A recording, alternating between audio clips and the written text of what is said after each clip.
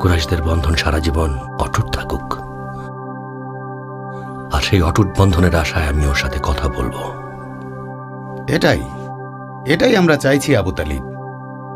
আমাদেরও কোনো ইচ্ছে নেই নিজেদের মধ্যে লড়াই করার। আমি যদি সেসব কথা স্বীকার করার আগে শহীদ হয়ে যেতে পারতাম।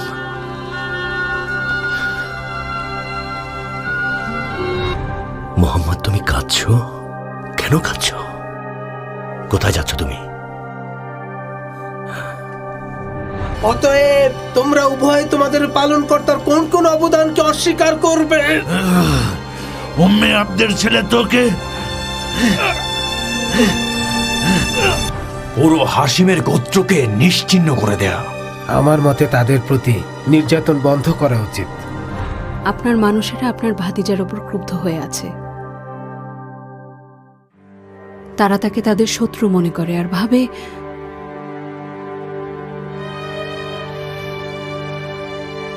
তার জন্য না জানি কুরাইশের নেতৃত্ব তারা হারিয়ে ফেলে।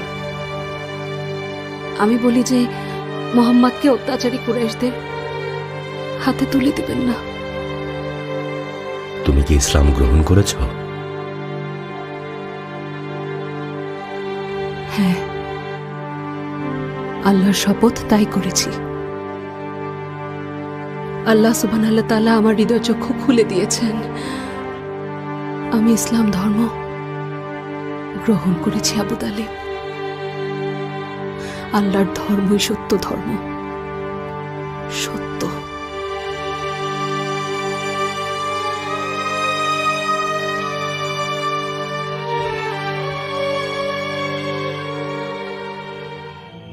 স্বাগতম সোহাইল ইবনে আমর, এসো, ভালো করেছো। শোনো আবু সুফিয়ান, তোমার হাশিম গোত্রের ভাতিজা একটা ধর্ম নিয়ে এসেছে যেন সে কুরাইশদের মধ্যে কর্তৃত্ব ফলাতে পারে। সে ইতিমধ্যে সফলও হয়েছে তার এই কাজে। আর যতদিন পৃথিবীতে সূর্য উঠবে ততদিন আমি তাকে বিশ্বাস করব না। তাই এত দয়া না দেখিয়ে মোহাম্মদকে থামাও। তোমাকে বলছি কারণ তুমি ওর নিকটাত্মীয়। আমরা যখন একবার ইয়েমেনে গিয়েছিলাম, একজন ইহুদি পাদ্রী আমাদের বলেছিল মোহাম্মদ নাকি নবী। তখন আব্বাস এসে আমাকে জিজ্ঞাসা করেছিল আমি কথাগুলো শুনে কি ভাবছি। আমি বলেছিলাম আমি কখনোই তাকে মানব না যতক্ষণ পর্যন্ত পৃথিবীর সবকিছু উল্টো হয়ে আকাশে ভেসে না বেড়ায়। বাইতুল আরকামের দিকে যাও এখনই। আব্বা, আব্বা, মুহাম্মাদের অনুসারী হয়ে তো আব্বাকেই ছেড়ে গেলে। আব্বা, আপনি জ্ঞানী এবং বিজ্ঞ মানুষ। মুসলমানরা জানে আপনি কিসের ভিতর দিয়ে যাচ্ছেন, আর আল্লাহ রাসূল সম্পর্কে আপনি যা ধারণা করেছিলেন তাই হয়েছে। তাহলে কেন আপনি ঈমান আনছেন না? একমাত্র ঈমান আপনাকে জাহান্নামের আগুন থেকে পরিত্রাণ ও দুনিয়া ও আখিরাতে শান্তি দেবে। বাবা আমার, যে আয়াতগুলো শুনেছি সেগুলো শুনলে গোলাম থেকে শুরু করে সবাই ইসলাম ধর্ম গ্রহণ করবে, কিন্তু আমি ঈমান আনতে পারবো না, কারণ সবাই বলবে আমি পাগল হয়ে গেছি।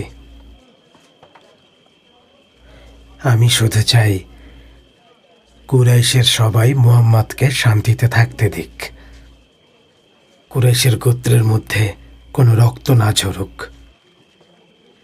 হাশিম গোত্র কখনই মুহাম্মদকে শত্রুদের হাতে তুলে দেবে না। বাবা আবু হুযায়ফা, তুমি কি এসব থেকে ফিরে আসবে না? আমি আপনাকে আর আমার চাচা আর আমার ভাইদের অনেক ভালোবাসি, কিন্তু মহান আল্লাহ তাআলা বলেছেন মুহাম্মদ যাকে ভালোবাসেন তাকে পথ দেখাতে পারবেন না, কিন্তু আল্লাহ যাকে ইচ্ছা তাকে হেদায়েত দান করেন।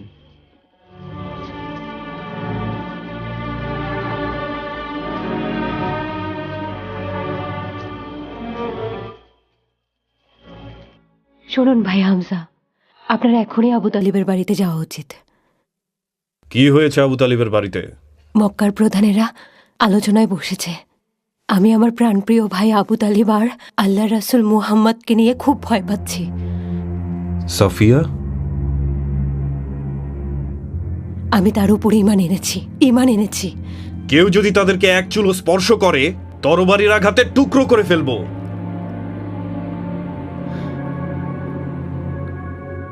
উম্মে আইমান, রাসূলুল্লাহ সাল্লাল্লাহু আলাইহি ওয়াসাল্লাম সাল্লাল্লাহু আলাইহি ওয়াসাল্লাম। ওনার চাচা আবু তালিবের বাড়িতে যাচ্ছেন। কি বলছেন? কোনো সমস্যা হয়েছে? না না, কুরাইশের লোকেরা জমায়েত হয়েছে আবু তালিবের সাথে আল্লাহর রাসূলের সম্পর্কে কথা বলতে। আল্লাহর রাসূলকে রক্ষা করুন, মুশরিকদের হাত থেকে রক্ষা করুন।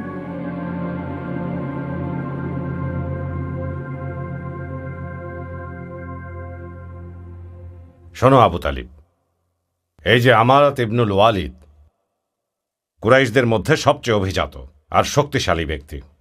তুমি তাকে তোমার পুত্র হিসেবে গ্রহণ করো আর তোমার ভাতিজাকে আমাদের হাতে ছেড়ে দাও। তোমার ওই ভাতিজা আমাদের এবং আমাদের পূর্বপুরুষদের ধর্মের বিরুদ্ধে গিয়েছে, আমাদের গোত্রে ভাঙন ঘটিয়েছে, এমনকি গুরুজনদের অপমান করেছে। তাকে হত্যা করব। কত জঘন্য কাজের প্রস্তাব দিচ্ছ তোমরা।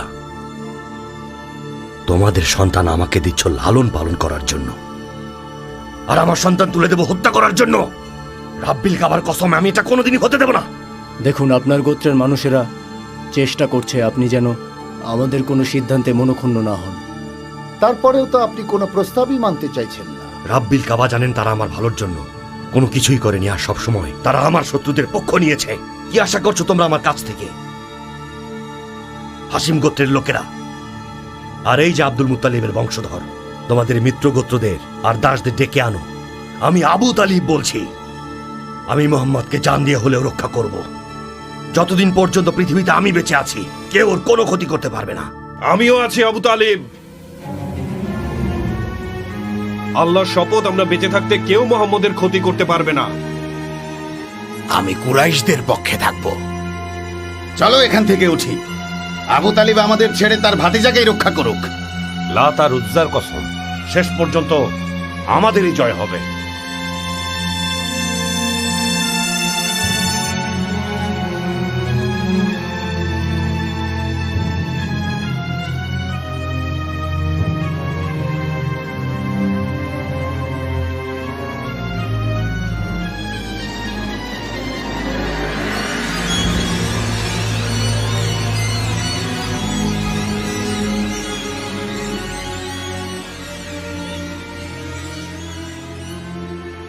সকল বিজয় এবং গৌরব আমাদেরই প্রাপ্য।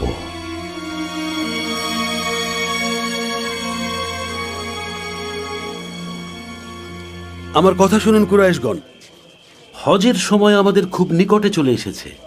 আরবীয়রা মোহাম্মদের কথা শোনা মাত্রই সবাই এখানে চলে আসবে। তখন আমরা সবাইকে কি জবাব দেব? তাই আমাদের এখনই একটা যথাযথ সিদ্ধান্তে চলে আসা উচিত, যেন কেউ আমাদের বিরোধিতা করতে না পারে। তুমিই বলো আব্দে শামস, কি সিদ্ধান্ত নেওয়া উচিত বলে মনে করো? আমরা সেটাই মানব। না, তোমারও মতামত দেওয়া উচিত। সে ভাগ্য গণনাকারী। কাবার মালিকের শপথ, সে ভাগ্য গণনাকারী না। সবাই ভাগ্য গণনাকারীদের দেখেছি, কই তাকে দেখে তো আমাদের কখনো এমনটা মনে হয়নি। তাকে পাগল বলতে পারি না, তাকে পাগল বলেও মনে হয় না। আমাদের মধ্যে সবাই নিশ্চয়ই পাগল লোক দেখেছ। মোহাম্মদের আচরণে কি কখনো পাগলামি অথবা বিকারগ্রস্ততা দেখা গেছে? হয়তো কোনো কবি হবেন। না, সে কবি না, কারণ আমরা এমন কোনো ধরনের কবিতা কখনো শুনিনি। আমার মনে হয় তার কথাগুলো কোনো কবি অথবা লেখক অথবা কোনো সাহিত্যিকের পক্ষে লেখা সম্ভব না। তাহলে তো তিনি একজন জাদুকর। না, সে জাদুকরও না।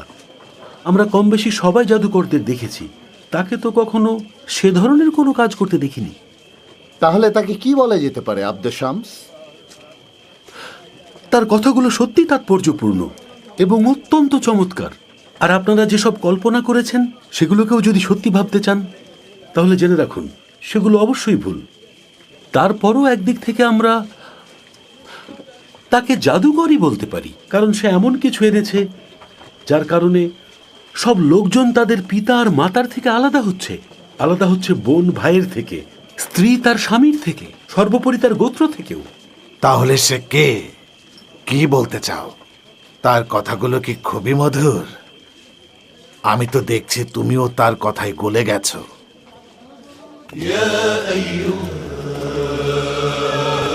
يا أيها الأمي حسبك رتبة في العلم أن دانت لك العلماء صدر البيان له إذا التقت اللغات صدر البيان وتقدم البلغاء والفصحاء صدر البيان وتقدم البلغاء والفصحاء الذكر الذكر آية ربك الكبرى التي فيها لباغ المعجزات غنى أنت الذي نظم البرية دينه أنت الذي ماذا يقول وينظم الشعراء أنت الذي ماذا يقول وينظم الشعراء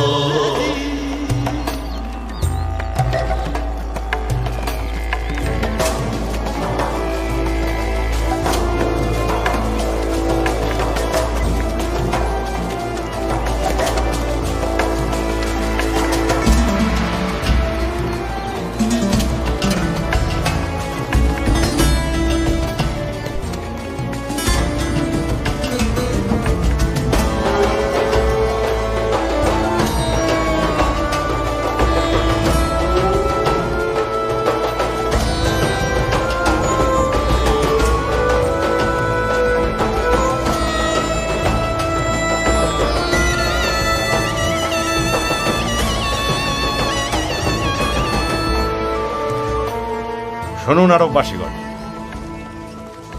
আমাদের গোত্রের মধ্যে একজন জাদুকর আছে যার মাথায় শুধুই খারাপ বুদ্ধি।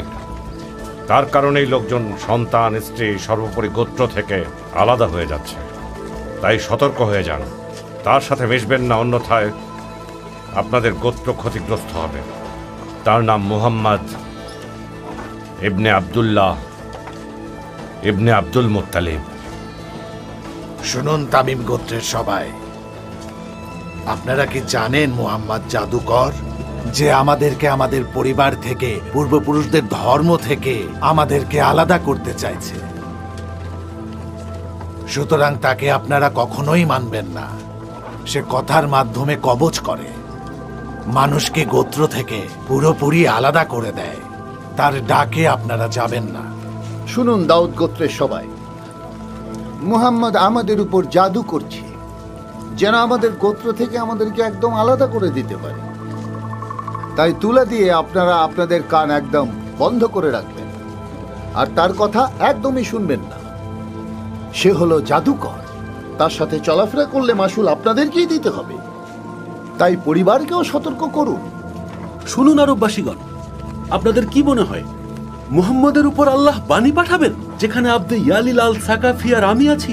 আপনারা সবাই তো জানেন আমরা দুজনই হচ্ছে আপনাদের গোত্রের যোগ্য নেতা। আপনারা এটাও জানেন আমি ধনী এবং গরিবদের সব সময় দান করি। মুহাম্মদ নিতান্তই একজন জাদুকর যে আমাদের কুরাইশ গোত্রগুলোর একাগ্রতা ভেঙে ফেলতে চাইছে। তাই আপনারা কেউ তার কথা শুনবেন না। যদি তার কথা শোনেন তাহলে দুর্ভাগ্য আপনাদের গ্রাস করবে। কেউ আপনাদের বিপদ থেকে বাঁচাতে পারবে না। সে দাবি করে যে তার কথাগুলো নাকি আল্লাহ প্রদত্ত বাণী। আমি আপনাদের আশ্বস্ত করছি তার কথাগুলো কোনোভাবেই আল্লাহ প্রদত্ত না। এসব কথা মানুষের তৈরি, যার মাধ্যমে সে মানুষদের আকর্ষণ করে থাকে আর অন্যান্য মানুষদের থেকে আলাদা করে দেয়। তাই সবাইকে সতর্ক হওয়ার নির্দেশ দিচ্ছি। ওয়ালিদ ইবনুল মুগিরা তার গোত্রের মানুষদের কাছে মুহাম্মদের বিরুদ্ধে কথা বলার পর আল্লাহর নিকট থেকে এ সম্পর্কিত ওহী পাঠানো হয়েছিল। বিসমিল্লাহির রহমানির রহিম। যাকে আমি অনন্য করে সৃষ্টি করেছি তাকে তোমরা নির্দ্বিধায় আমার হাতে ছেড়ে দাও।